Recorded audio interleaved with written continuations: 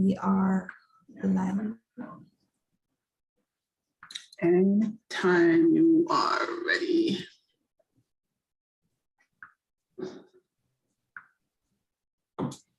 Okay, we're ready to go. We're live.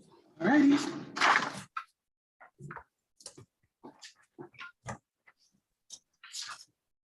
Okay. It was J.M. Bayer who stated, and I quote, "Not in doing what you like, but in liking what you do is the secret of happiness."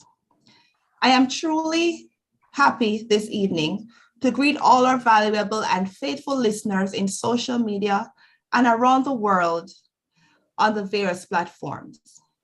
Good evening and welcome to everyone at home and in the diaspora. Special welcome to all those who are joining us for the first time. My name is Michelle Fanger. I'm an attorney and I am chair of the Jamaica Diaspora Legal Support Sector and Immigration Taskforce. This is our monthly town hall meeting where we provide information to everyone in the diaspora in regards to legal matters such as immigration, taxes, trust and will, etc. As a disclaimer, although we are providing this information, we are not your legal representative, so please seek legal advice from an attorney.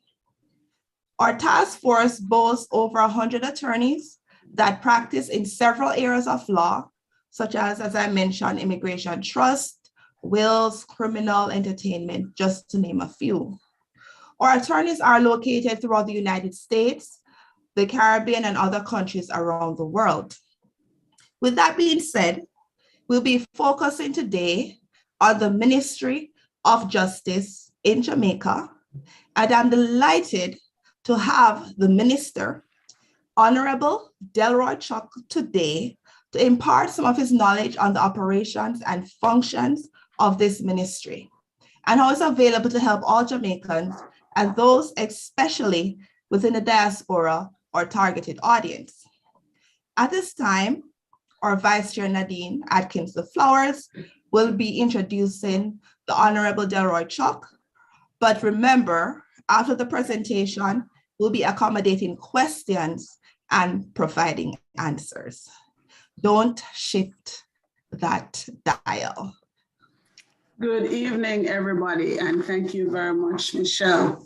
I am heartened to welcome joining us this evening, Justice Minister Delroy Chuck. As Michelle said, the secret of happiness lies in doing what you love, and this is something that we all enjoy doing, sharing and imparting information to Jamaicans at home and in the diaspora. Now, the Honorable Delroy Chuck was first elected in 1997, and he was re-elected 5 times as Member of Parliament for the constituency of Northeast St. Andrew. Between 2007 and 2011, Minister Chuck actually served as Speaker of the House of Representatives.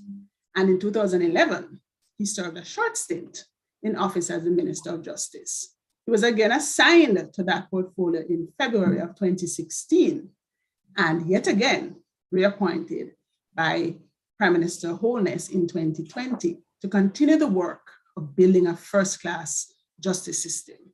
He has worked at various levels of the political and governance systems and served as a mathematics teacher, senior lecturer in law at UWI for 20 years, a columnist and commentator on social, political, economic, constitutional, and also legal issues. Minister Chuck attended Kingston College from 1962 to 1969 and served as deputy head boy, president of the Interact Club, and he was also active in the chess and lawn tennis clubs and represented Kingston College in both sports.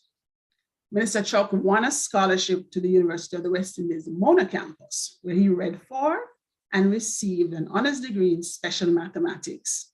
He became a Jamaica Rhodes Scholar in 1973 and subsequently went on to St. Catherine's College at the University of Oxford in England, where he read law. Minister Chuck is husband to Gloria and father of 4 daughters, proud grandfather to 1 grandson and 4 granddaughters. He enjoys tennis, reads extensively, and likes to listen to music or hang out with friends, we're pleased to welcome Minister Chuck. And for my part, a very special welcome. And I must say, Minister Chuck taught me at UWI, which dates neither of us. Welcome, Minister Chuck. Thank you very much, Nadine, and welcome to all your listeners and viewers. May I just say that I understand it's a 1 hour program and I don't want to speak for the 1 hour. Believe me, I could, but I think it's very important that I restrict my comments to not longer than the introduction that you just gave, Nadine. So I think your persons would really want to ask questions of what is happening within the justice system. And therefore, I'm going to try and ensure that as much time as possible is available to respond to as many questions as possible. What I can tell you is that we are very fortunate to have a Chief Justice who is really giving yeoman leadership, very strong leadership to transform the delivery of justice in the court. And he's certainly getting my full support to ensure that, justice is effectively and properly delivered. In fact, just before I came on, we had a long meeting over nearly 3 hours discussing, how we're going to be improving certain areas of the parish courts and the Supreme Court. Let me say that one of our immediate aim is try to get things done in a more timely manner. It is almost tragic to say that in civil cases in the Supreme Court, cases are now being set for trial in 27 and 28. That clearly doesn't make sense. So one of the things that we are pushing, the Ministry of Justice will be pushing, is more mediation, because far too many cases are actually going to trial and mediation has not been tried or effectively pursued to really clear up cases that can be dealt with by mediation. We did some in the parish courts. We started the pilot project. It was very successful. We had a 75% success rate over the last few months, and we will continue that. So a lot of cases will be dealt with by mediation. More importantly, though, to you in the diaspora, is that we are trying to use technology more. So all the courts during the next fiscal year, which runs from April to next March, we expect that cases can be tried virtually. It means that if you have a case that you are a witness or you want to watch what is happening in a case, it should be possible for you to view it electronically. You don't have to travel to Jamaica in order to participate or to watch what is happening in the case. So that if we go fully electronic, it means that you can participate in any case, whether as a witness or as a spectator from where you live in the diaspora. Furthermore, we also want to go paperless, so that to the extent that anyone in the diaspora has to file an affidavit, we expect that it can be filed electronically and you don't have to use Federal Express or DHL to send the document down to the court. Before long, with a paperless system, electronic transmission, electronic serving will be the way forward. So if we do go paperless, and we expect over the next year or two to do so, then that will certainly assist those members in the diaspora. Let me say right now that things are moving fairly quickly. In terms of cases being completed in a timely manner, in the parish courts, 90% of them are now being completed within 12 months. That is not the case in the Supreme Court, as I indicated. They still stretch into several years. In certain matters like probate and divorce cases, they used to take years. They are now on average being completed within 3 to 6 months. So that is a major, major improvement in terms of getting a will probated or getting a divorce completed. And these are things that we are working on, so that the absolute maximum timeline for, say, probates and divorces can be 6 months, and hopefully can be dealt with within 3 to 6 months. The major concerns that from the Ministry of Justice perspective is the courtrooms themselves. Most of the courtrooms were built over 100 years ago. Many of them are falling apart. And the projection over the next few years is to build a new Supreme Court and also to build new parish courts in Manchester, St. James, Trelawney, St. Anne, and St. Catherine. These are very important things that we hope to accomplish over the next 3 to 5 years. Most of these courts will be built PPP, which means public-private sector partnership. So it is the private sector money that will come in to build these courts, and they recover the funding over 10 to 15 or 10 to 20 years, depending on how much is spent. At the present time, as I indicated earlier, we're pushing very hard for alternative dispute resolution of as many cases as possible in the courts. Only today, we have 2 girls fighting in St. Peter's Field School in Westmoreland, and one stabbing the other. Last week, there was another stabbing in William Nib, and a young man died from the stabbing. I will be speaking on Friday at Mansfield High School, and it will be the start of a regular program where I will be going into the schools and into the communities to speak about really settling and resolving disputes and conflicts peacefully in an amicable manner rather than fighting and using violence to solve problems. I will be pushing, my team from the Ministry of Justice will be pushing alternative dispute mechanism such as restorative justice, mediation, child diversion, victim services, and basically to indicate to the citizens of Jamaica, if you have a problem that you need resolving, call 888 Justice. That will be the toll-free number, and we can get a professional, be it a mediator or a restorative justice facilitator or a victim service counselor to assist you in overcoming some of the problems you're having. So this is an area that the Ministry of Justice, led by myself, will be pushing almost weekly over the next 6 months to try to see how we can get Jamaicans to set conflicts and disputes amicably rather than with violence, because far too many Jamaicans feel that they can only settle a matter with violence, and that is something we have to overcome. Well, as I promised, I don't want to continue for too long, so I can continue if there are no questions. But let me deal with your audience who may have a number of questions to ask me. So that is more important than me running up talking forever.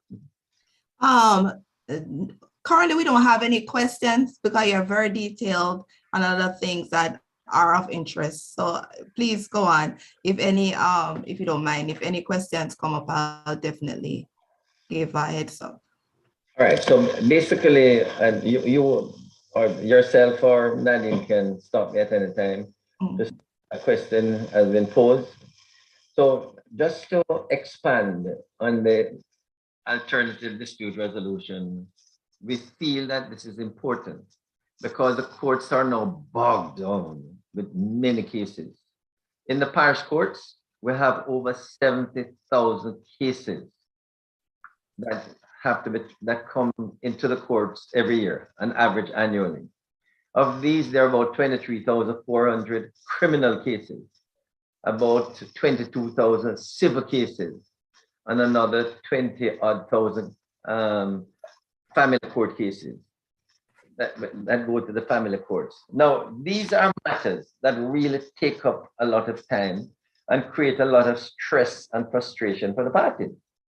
And when they go to court and they hear they have to wait 6 months, 11 months for the case to be tried, oftentimes they feel it better to take it out on one another.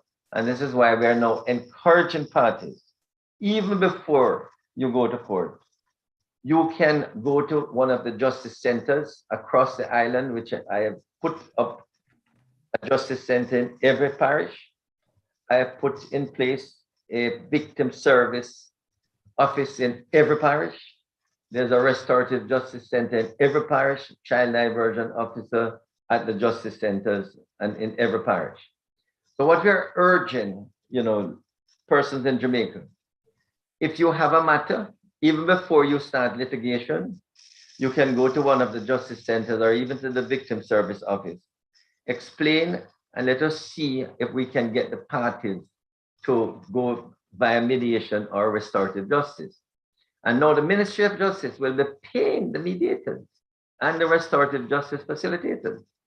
So the pilot project we started recently allow persons, the courts, to refer a case.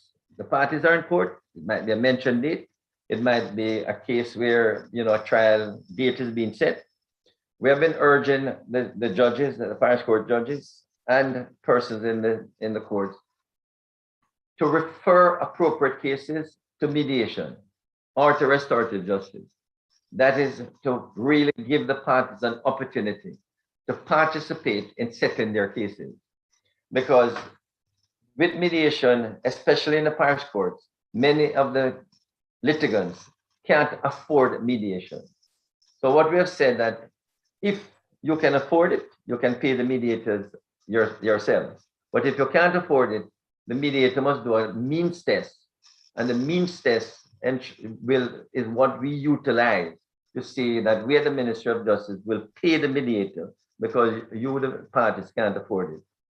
And so that will ease, hopefully, some of the burden. Just as an example, we had a 75% success rate over the last 3 months of, and it was a pilot project, which was really useful. So we have that success rate. And to be frank, the success rate in parish courts for matters referred is 63% overall, but less than 10% of the cases actually go to alternative dispute resolution. So we are now going to really encourage litigants to try alternative dispute resolution, which we at the Ministry of Justice will pay for if you can't afford it. And we hope to do some more of that in the Supreme Court so that more matters can be dealt with by ADR. Okay, that's perfect. We have a few questions that came in. Sean Miller said on Facebook, are you looking at training persons within the communities in alternative dispute resolutions? Very good question. Absolutely. We, over the past 2 years, have been sensitizing a number, hundreds of persons in restorative justice. And we have trained several dozens, I don't want to go into hundreds, to be restorative justice facilitators. We also have mediators in every parish. So the parish courts will be given a list of the certified mediators, and these mediators have been trained and certified by the Supreme Court. The Chief Justice certifying that the training, that these persons have gone through the training. Over the last 3 years, we have trained in excess of 500 justices of the peace in mediation, but they're not yet certified because many of them have to go through what is called the practicum, which is the practical part before they're certified. To the best of my knowledge, less than 100 have been certified, and they won't be fully certified until they've got the knack of engaging in. So answer is yes, and we expect to train many more. In child diversion, we have trained an average of 30 mentors in every parish. So these mentors are the ones who, when a child gets into difficulty, apart from getting psychological counseling, the mentors assist them in really straightening them from the wayward path. Okay, another question. That's good. I just wanted to add a follow-up. I know you mentioned that all of these things are taken, which is great, but I know a lot of the information is not filtered out throughout the community because I wasn't aware that these options existed. To get direct information, where can someone in the community, say I'm from Hague, Shalani, and I want to know about where I could go to get alternative resolution options, like who do I contact? Is there a website? Very good question, Michelle. And in fact, only today we've been working to get a toll-free number. And that toll-free number, which will be available, will be 888 justice. 888 justice. That's the number. So, you know. 888 justice. But I don't know if you can see this flyer. Can you see this flyer? I see yes. I just move it up slowly. Yeah. Yes, we can see it. So what we can do is we can get it from you afterwards and we can put it on our website, and I'm gonna drop the number in the 888 justice. I'll drop it in so everybody can see it. So you see the point, Michelle, is you're totally right. You go around the community and you ask persons if they have heard of restorative justice or mediation. They have no idea what I'm talking about. Yeah. And that is why I'm saying, no, we're starting on this mission to educate the Jamaican public that you don't have to fight. You don't have to war. You don't have to set your arguments and disagreements. Yeah. 888 justice. And they will refer you to a mediator, a restorative justice facilitator, or a victim service counselor who can assist you to really try to sort out your problem. So the question you pose is absolutely true. And that is why this weekend, I'm going into Westmoreland to launch the ADR program across Westmoreland. Now, having launched it, the coordinators I'm instructing them, they will have a program to visit all the schools, as many communities as possible. I will be speaking at, as I indicated, at Manning's High School. Then I go to the Seventh-day Adventist Church on Saturday morning, and to Peter's, the Anglican Church on Sunday morning, where I was, speaking to the congregation. And on the Saturday, I speak to the Parish Association of JPs. So that the idea is to set up and have sensitization and informative meeting right across Westmoreland. Yeah. And from there, I might then go to Portland to do something similar. Parishes over the next 6 months to really urge Jamaicans who engage and have conflicts to try and settle them peacefully, and especially in schools. Yeah. Educate the teachers to let children know you're always going to have disagreements, but you don't have to fight. Yeah. Go to the teacher, to the guidance counselor, and see how you can set your argument. Yeah, that is true. I have a lot of questions are coming in now. No problem. Marsha Mullings on YouTube said, Minister, is the Ministry of Justice the best intervention for violence among youth?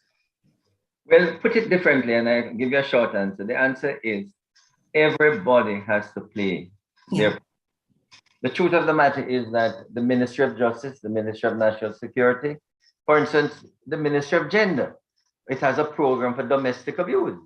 So to that extent, we're teaming up with the Minister Grange for domestic abuse cases so that we can assist, victim services can assist persons who are victims of domestic abuse. We're teaming up, like I'm saying, with the Ministry of Education to go into the schools. So the truth of the matter is that the Ministry of Justice is just one of the partners that will take these matters right across Jamaica. Okay, and she had another follow-up question, Marsha on YouTube.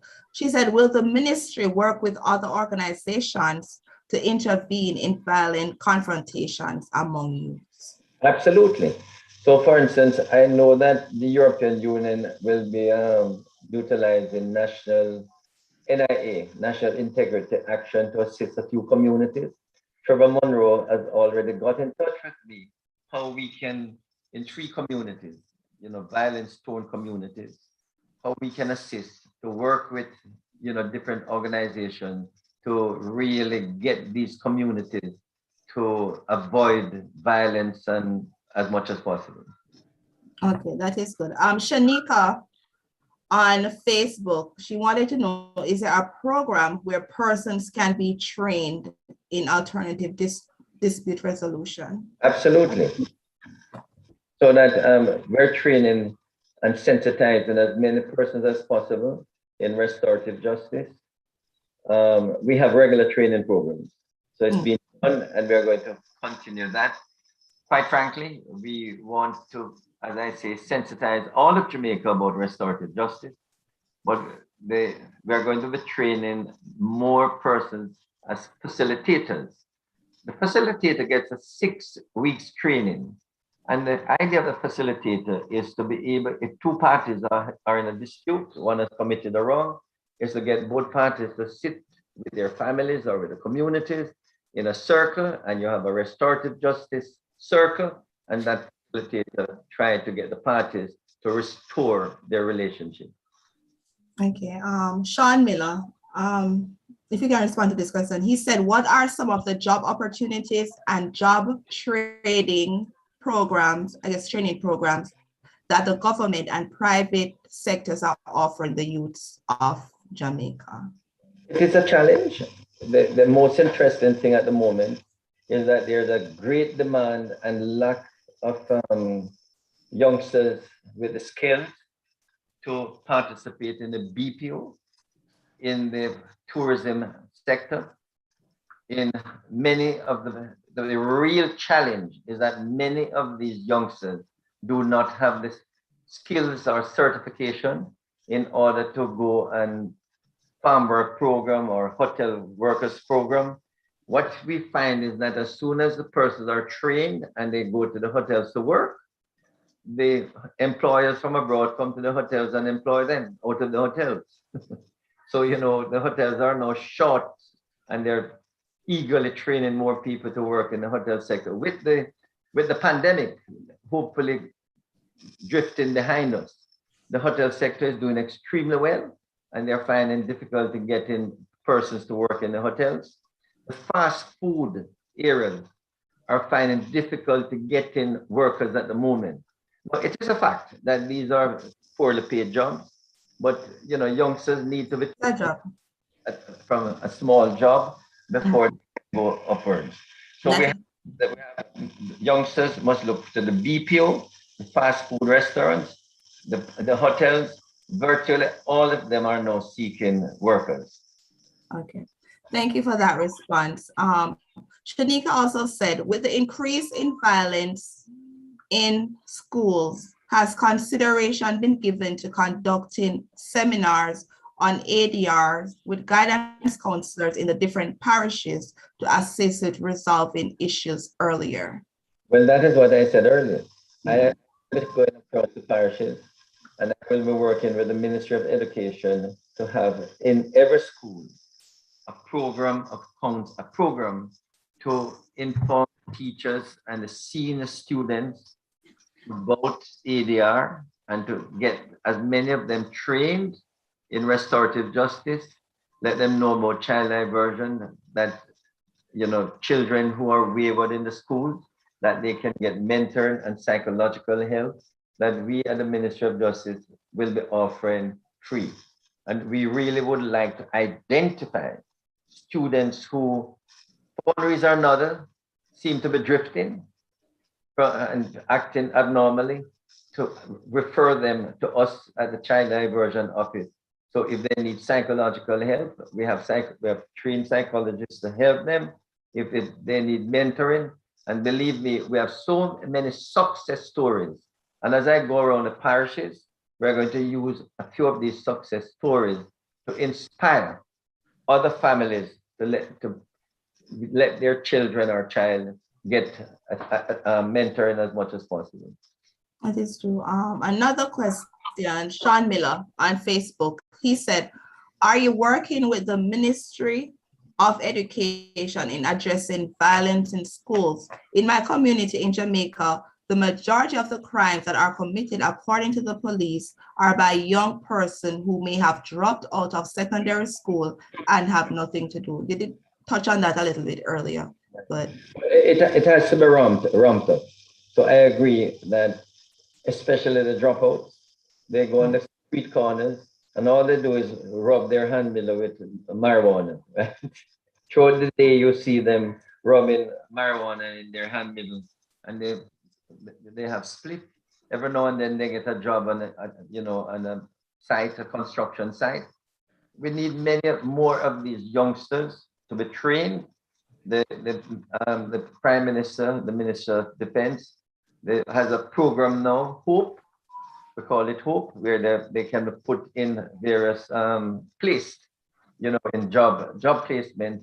But the JDF is also conducting a program that we hope we're training about 500 youngsters every 6 months. We want to ramp it up to 1,000 per year or more per year, so that many of these youngsters not only will be attached to the JDF for a year or two, they will not only be trained for security reasons, but we're hoping in time that while they're in the program at the JDF, they can be given additional skills from heart, see, to be trained in carpentry, plumbing, electrification, etc.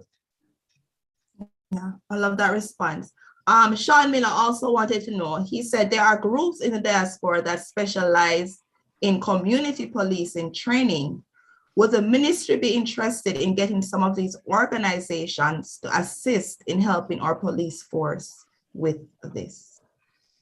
Yeah, I know a lot about community policing. Certainly in my community at Grantspen, this is where we started out. And in fact, the Grantspen police station started out as a community policing station. And the main idea there was that we have a partnership with the police station. And this is what is being developed across all police stations now.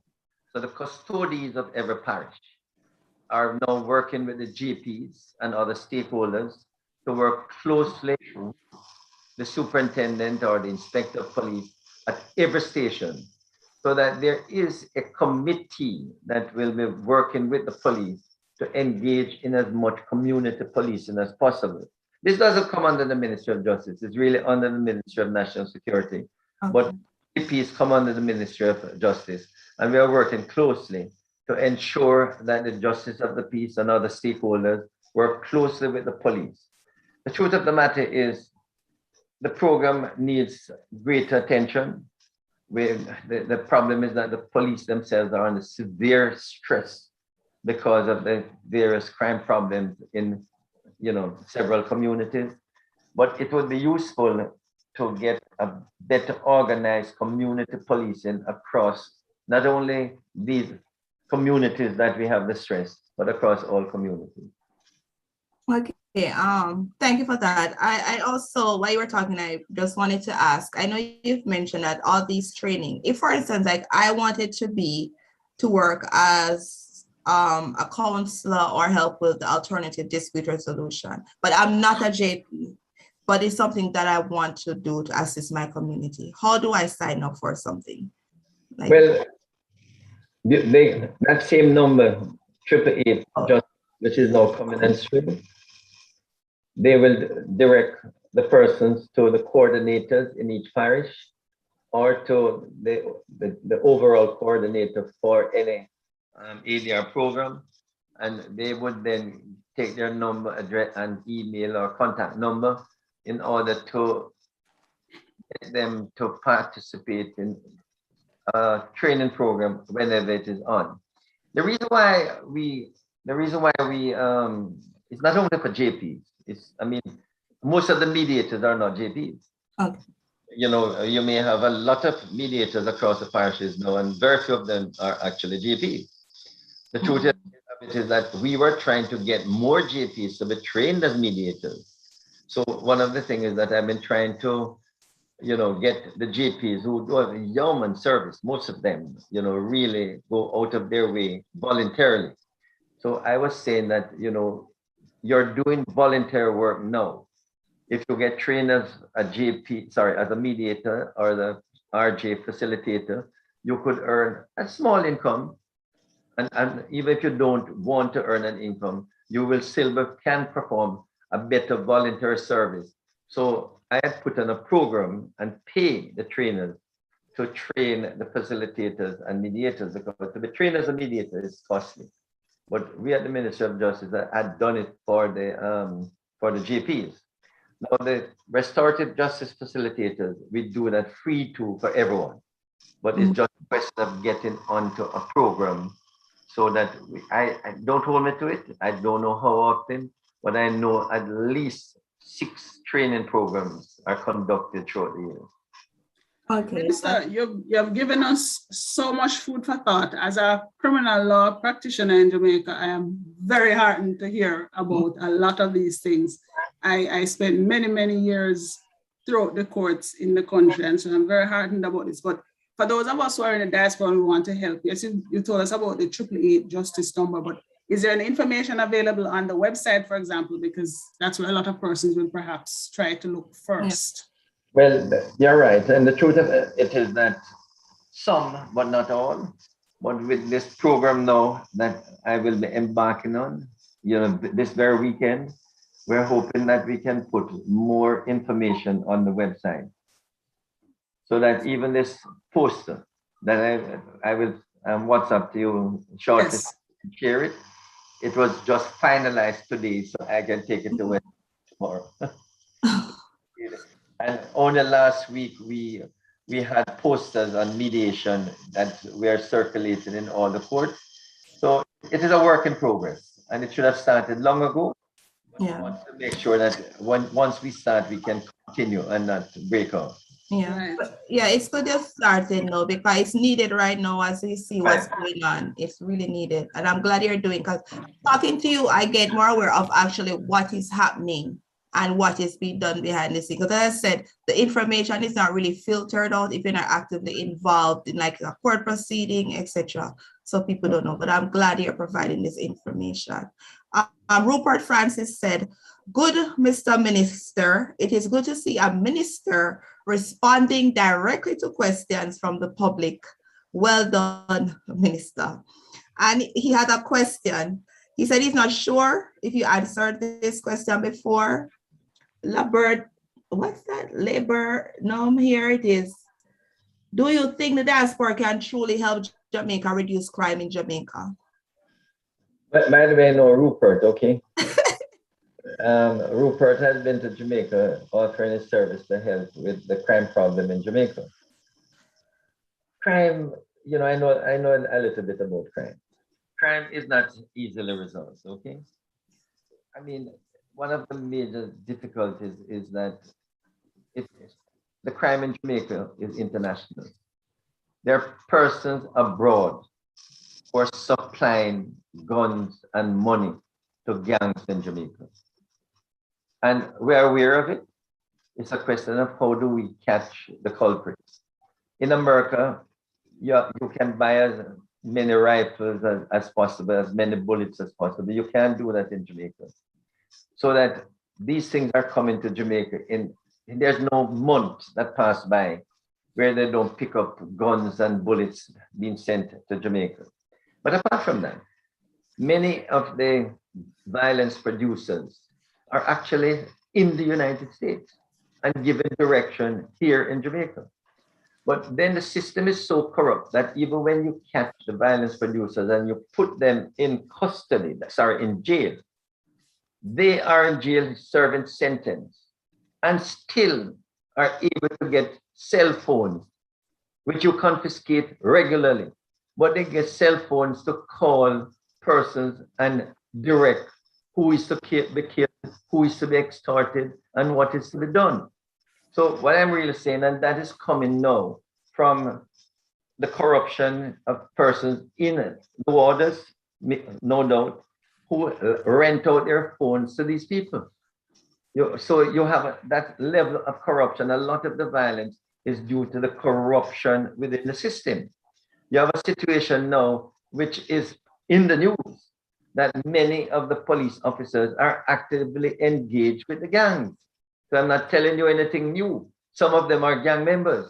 So only last week you will see that they anticipate that of 25 gang members in Clarendon, 8 of them are policemen.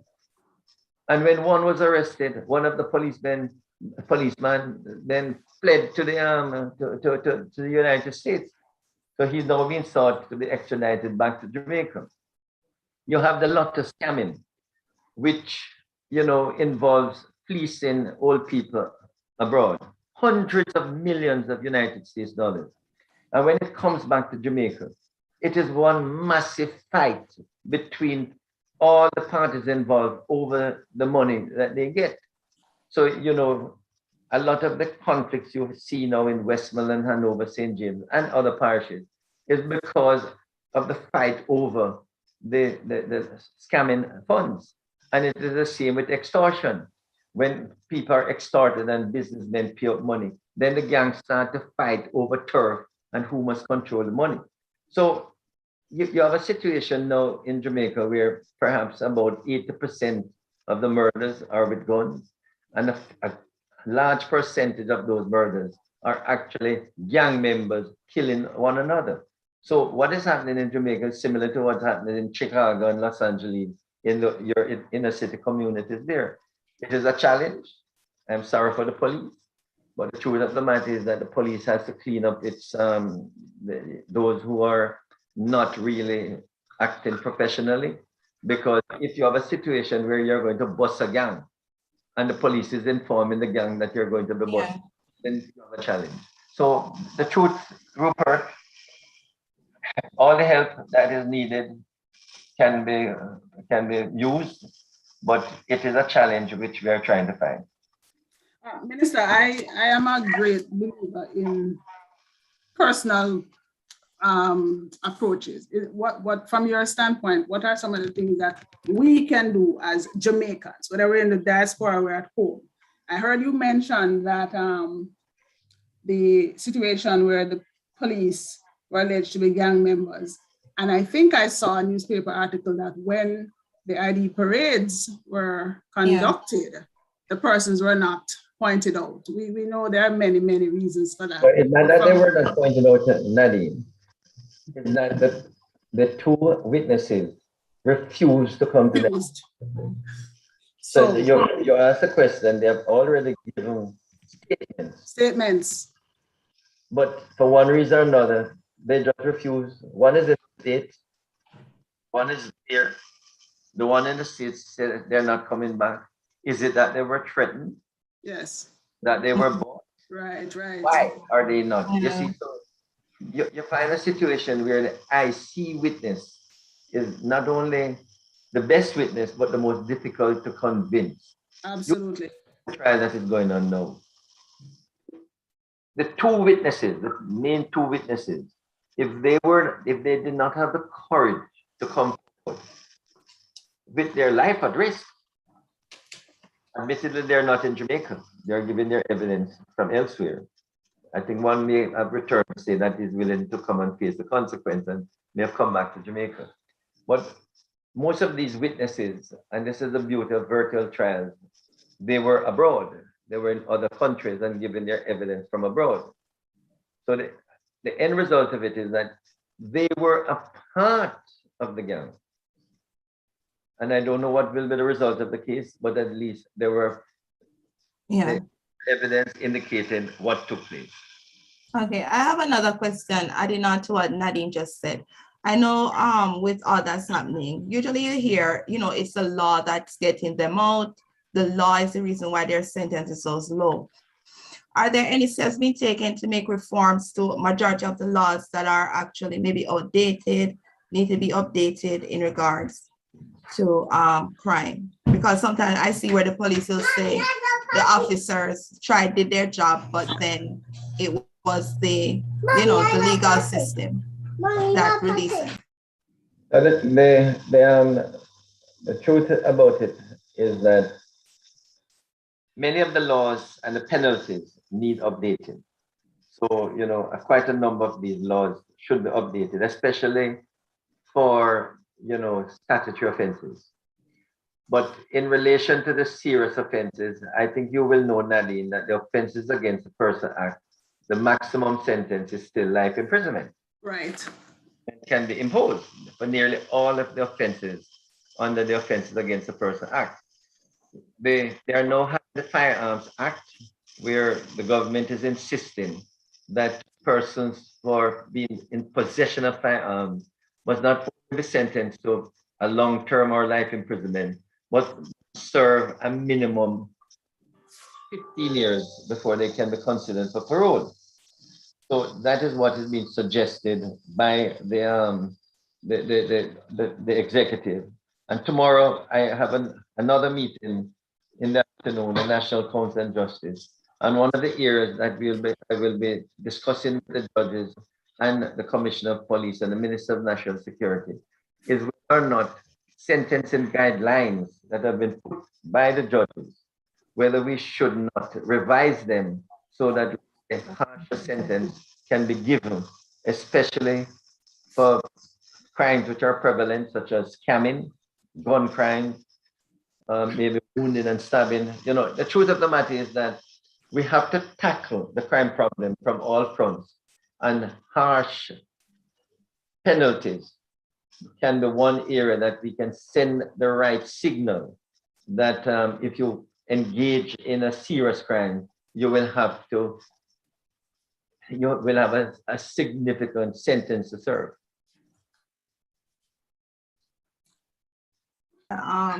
Thank you for that. I see one comment, not really a question. Jacqueline said, I really can't believe it's true. That's what Jamaica gone to. I have loved ones that have been killed by the gun last year, the worst ones who were in their bed sleeping. So sorry to hear. But I know with what you've mentioned about all the major changes and reforms, a lot of people will be able to get justice for things that have happened, and people will be penalized for what has happened. Let me say that, you see, one of the real weakness in the system now is to get these cases, especially serious cases, to trial early. It takes too long before the police complete not only their investigation, but get certification of the ballistic reports, the post-mortem reports, because all of these things have to come onto the file before the case can be tried. So we, the DPP, the Chief Justice, and myself have been working with the forensic lab, and they have got a recent new lab, so that timelines, so that must be less than 6 months, can be given, so that if it is a murder case, then the post-mortem report, all the different forensic reports, we want everything within 6 months, so that hopefully for these serious cases, we can get them tried within a matter of a year, at most 2 years. At the moment, they're going 3-4 years, which is taking too long for the justice to be delivered. Yes, thank you for that. I don't have any more questions, and I think we have exhausted. Do you have any more questions, Nadine? Just more, I guess, of a comment, Minister. I don't know if the ministry plans to launch any campaigns. Sometimes when you're in court, especially in the criminal courts, for offenses such as assaults, assaults occasioning bodily harm, GBH, that kind of thing, you will find that persons are there not just because of the offense that took place, but things that took place over time that built up and boil up, as we would say in Jamaica. Perhaps when you're thinking about the various campaigns, you can let people know that if they go for restorative justice, you can talk about all the things that led to this. You know, when he dissed me, when he dissed my mother, all of those things. Because when we come to court, it's a very particular set of parameters that we have to look at. But not so much if we were to embrace the whole business of restorative justice and alternative dispute resolution, that kind of thing.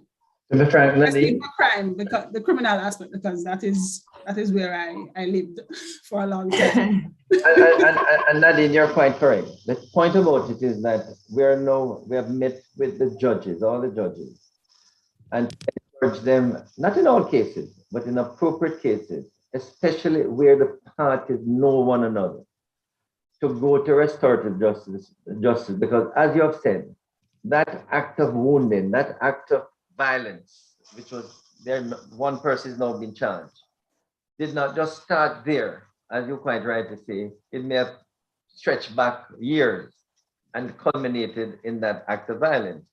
So the real issue that we have tried to, and the judges are aware of it, to see if these parties can go to restorative justice, mediation, and it is working beautifully. And why we are now encouraging even more that it should be done right across the board. Obviously, not in every case. Okay. In fact, in really serious cases, one of the areas that I'm really promoting is plea bargaining, so that extent that we can get more plea bargaining coupled with restorative justice, where the parties can really heal their wounds, and even if the person has to serve a term of imprisonment, at least the rehabilitation and the restoration would have started early. Okay, great one. I have a few comments which I want to get in before we have to wrap up. Denton on Facebook, he wanted to know how effective is your witness protection system in Jamaica? Let me first of all say, I can't speak authoritatively on the program. We do have it. One of the weaknesses, when you put a person on witness protection, they expect the case to be tried in days or weeks. There after months, they become very, very frustrated and want to leave, and oftentimes they leave because you put them in witness protection. They don't expect to be away from their families or away from the community for months and years. So after 6 months or less, the people say they're out of it and they want to leave, they can't be bothered. So a witness protection system does exist, but the truth of the matter is that unless the case can be tried in a matter of weeks or months, the witness is leaving. Okay, that's so unfortunate. Tina said, it is very scary. Every week I receive alerts not to travel to Jamaica. More people need to be less afraid to speak up. I had a friend who died and shocked that no one came forward. The very sad thing though, is that when something occurs in a community, people believe that it is all over Jamaica. And if I might say so, very sadly, people who live in Jamaica know communities have a lot of violence. I'm not saying that violence doesn't occur even in communities, but a lot of the gang warfare, a lot of the retaliation, reprisal, wounding, and shooting, there's some communities that are just crime infested. And when you hear in the United States this alert, you get the impression over Jamaica. If I might give you a quick indication, you remember when you had the Tivoli invasion? You remember in 2010? I was in court. Dudus, when they were trying to apprehend Dudus. It happened the Sunday night into the Monday. I left Jamaica on the Wednesday for a wedding in Chicago. I'm returning to Jamaica on the Sunday at the airport. And remember, that was confined to Tivoli. And the Sunday, I go to the American Airlines counter and I notice I'm being kept there. And the manager came back out to me and said, we're advising you not to go to Jamaica. I said, what do you mean? I said, she said, there's a civil war in Jamaica. You heard me? I said, manager, please, I am coming from Jamaica. I am the Speaker of the House. It is confined to less than 1 square mile in Jamaica. And you're telling me there's a civil war in Jamaica? Just to show you. And that is a message that was being sent. There's a civil war in Jamaica when it was confined to less than 1 square mile in Jamaica. And that is what when you get these alerts. I'm not denying. I think we have too many crimes in Jamaica. It is overwhelming in many communities, but it is not in every corner of Jamaica. That is true. Rupert Francis said, awesome answer, Minister. Enough respect for being so upright and strident. I agree with you. Justice must be swift and sure. Thanks for the shout out. Respect due. Kat said, this is separate and apart from interventions to address police corruption. I'm not sure if that was a statement, but Rupert also said, Minister, we have to use models that are working in other areas in Jamaica. We also need to develop a morale of the police. We need to support them more. Lastly, please don't be afraid of capital punishment. Mr. Minister, the madman, the bad man, they are afraid of the noose, but if they have the gall to kill, they should not be afraid to die. Oh. I won't comment on that. I must tell you, and it is well known that I'm not in favor of capital punishment, and the reason I'm not in favor is that it doesn't work. It's purely. I agree. So I would not support the reintroduction of capital punishment. Yeah, I totally agree. But those are all the comments we have, and I see that we have a few minutes left. I just wanted to tell you, like, I really honestly appreciate you coming on and be so open and responding and answering to individuals who have questions. But I just want to highlight for those who are interested in alternative resolution, you could call 888 Justice to get information. And also, if you know somebody who's having conflicts or if you want to get involved, you could definitely reach out to that number, 888 Justice. Correct? Okay, and the flyer I'm going to be sending very shortly to Nadine. Yeah. That if you look on your phone, you will see that flyer. I just sent it to you, the flyer that I have it, Nadine. Yes, I do have it, Minister. You could put it on Facebook. Yes, we will. It has not been circulated as yet. So it's coming to you first. I know. Okay, do you have it on your email? Can we have a few minutes? If you had, I could share it. Let me send it to you, Michelle. You can transfer to the email. I don't know how to put it. I sent it to you, Michelle. You see it? Send it to me. Let me try to download it. Let me try to download it and then try to share it. Okay. Minister, I think whatever program they put in for the campaign, you should be one of the persons in it because you were so clear. I think everybody is feeling very grateful and hopeful for the future of our country because we're all Jamaicans. We want to see success. We want this world-class and first-class justice system. Absolutely. I must tell you, I have two daughters, living in the United States who are married to Americans. So I visit them quite regularly. But, they visit Jamaica quite regularly. I mean, they're working at Duke University. So I go up there every now and then. The truth of the matter is that Jamaica is still a lovely place. Absolutely. Absolutely. Want all Jamaicans to be able to visit here regularly and feel safe. Yes. So, yeah. I do. Our country. Yeah, I do. When I travel to Jamaica, to be honest, I do feel safe. I'm from Chilani, so I do feel safe. The only thing I fear is those on the road, the drivers. They're the ones that give me heart attack. The new Road Traffic Act we just completed late last year. And we're hoping it will be implemented and the fines will be quite significant for those disciplined on the roads. We hope that will help. But you're right. I mean, the roads are too much indiscipline on the roads. They are quite. That's a good point, Minister. The indiscipline that we have as a people is something that we have to address on an individual level. So we're grateful for your work. We are working on that too, okay? So I think we're finished. So thanks to all the listeners. They can always email you and you can pass on any questions or. Absolutely. We're grateful, Minister. Thank you very much. Thank you so much. Have a wonderful night. Have a great evening. Take care. All the best to everyone. Bye-bye. Good night.